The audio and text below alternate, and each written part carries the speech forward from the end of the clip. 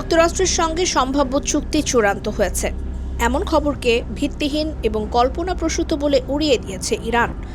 দেশটির পররাষ্ট্র মন্ত্রণালয়ের মুখপাত্র ইসমাইল বাঘেই বলেছেন, আলোচনায় এখনও কোনো চূড়ান্ত সিদ্ধান্তে পৌঁছানো যায়নি।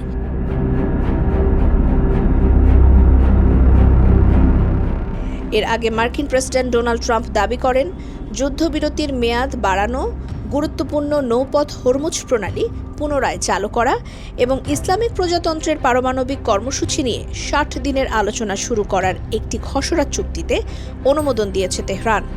এ কারণে ইরানের বিরুদ্ধে পরিকল্পিত হামলা বাতিলও করেছেন তিনি।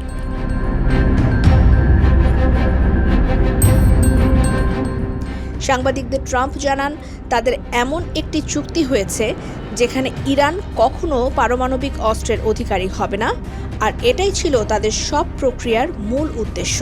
ট্রাম্প আরও জানান, কাগজপত্র চূড়ান্ত হওয়ার পর ইউরোপে সম্ভবত একটি চুক্তি স্বাক্ষর অনুষ্ঠান হবে এবং তা খুব দ্রুত সম্পন্ন করা হবে।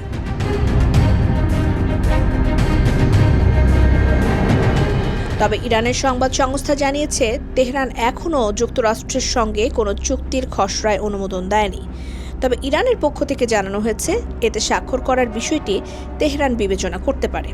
তবে তেহরান এও বলছে, পারমাণবিক কর্মসূচি এবং মার্কিন নিষেধাজ্ঞা প্রত্যাহারের বিষয়ে যে কোনো চুক্তির জন্য সম্ভবত আরও আলোচনার প্রয়োজন হবে।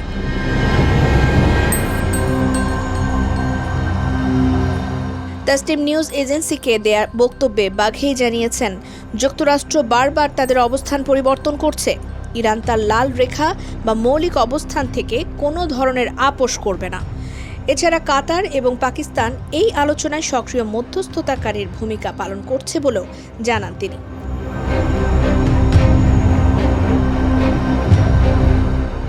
এর আগে মার্কিন হামলার জবাবে হরমুজ প্রণালীতে ২টি জাহাজে হামলা চালায় ইরান।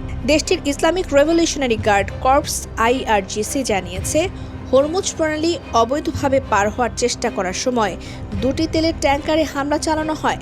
বাহরাইনের শেখ ইসা বিমান ঘাঁটি এবং কুয়েতের আলী আল সালেম এবং আহমদ আল জাবের বিমান ঘাঁটিতেও ড্রোন হামলার দাবি করে ইরান।